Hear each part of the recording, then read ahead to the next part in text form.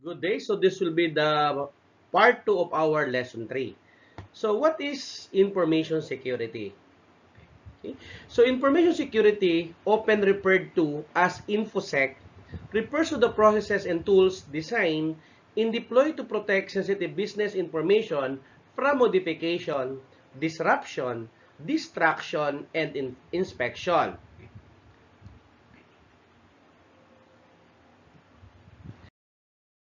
So, what is the difference between cybersecurity and information security? The information security in cybersecurity are often confused, right? So, InfoSec is a crucial part of cybersecurity, but it refers exclusively to the processes designed for data security. In the other hand, on the other hand, cybersecurity is a more general term that includes InfoSec. So, what is an information security management system? An ISMS is a set of guidelines and processes created to help organizations in a data breach scenario.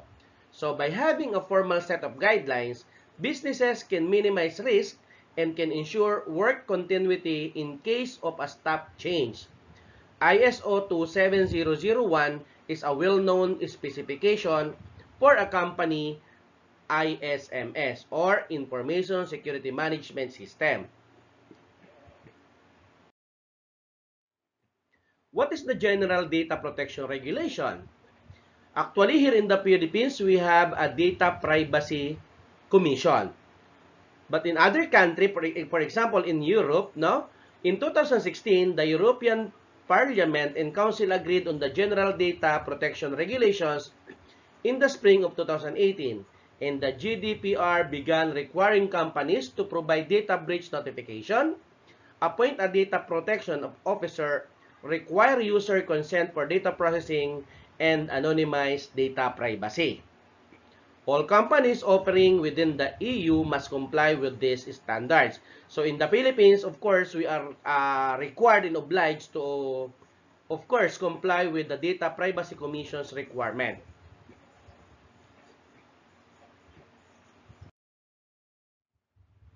So, what are the information security tools? So we have authentication, access control, encryption, passwords, backup, firewalls, virtual private networks or VPN, physical security, and security policies. So authentication, when we say authentication, of course, person accessing the information is who they say they are. So we need to have a factors of identification.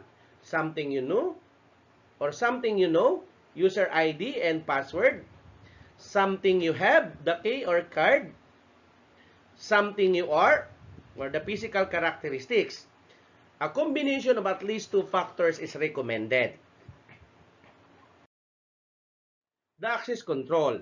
Once authenticated, only provide access to information necessary to perform their job duties to read, modify, add, or delete information by access control list or by role-based access control. So even when we are creating our own system, we must observe the access control. No? So for example, we have the super admin, no? We have the admin account, we have the user's account, and so on. Encryption. An algorithm encodes or scrambles information during transmission or storage, decoded or unscrambled by only authorized individuals to read it. So how is this done? So both parties agreed on the encryption method using keys. So we have symmetric key and we have a public key. Passwords, we are all familiar with password, a single factor authentication. So user ID password is the easiest to break. Again, is the easiest way to break. Okay? Password policy ensure that the risk is minimized by requiring, take note of it. I just want to reiterate, no, one by one. A certain length to make it harder to guess. Contain certain characters. Changing password regularly and do not a password to be reused.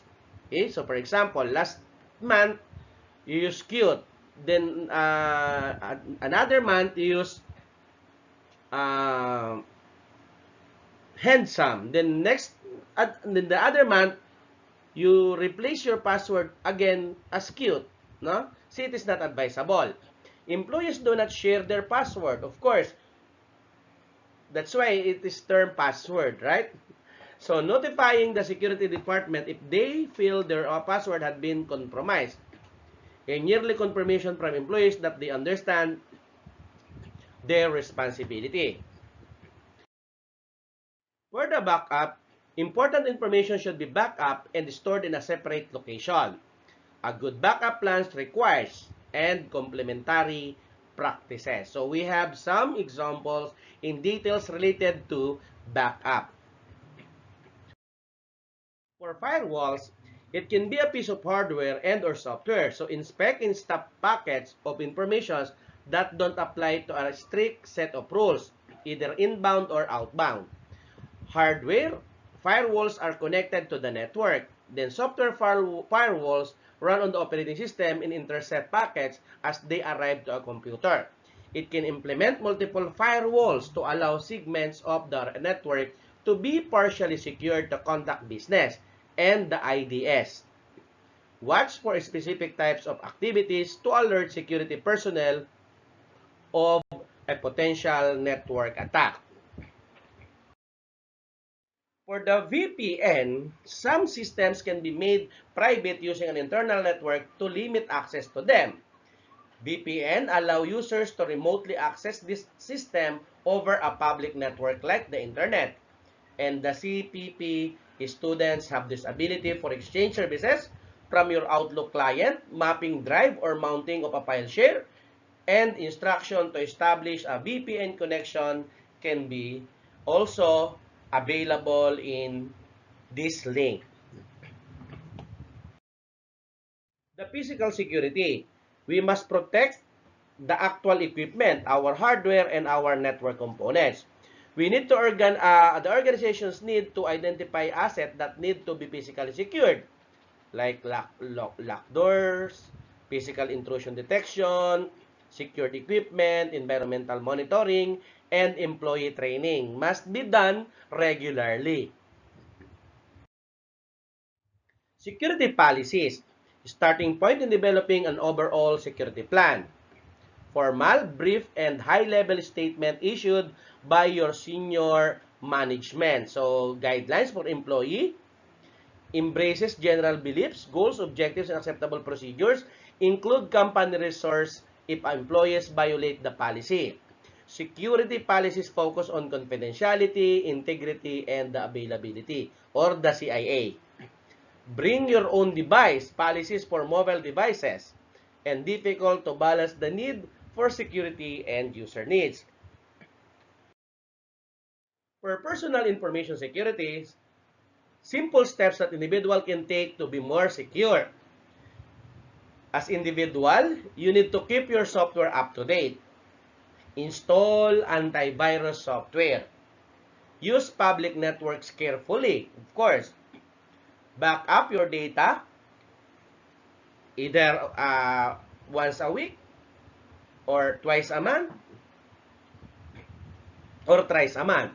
Secure your accounts with two-factor authentication. So make your passwords long, unique, and strong, and be suspicious of strange links and attachment.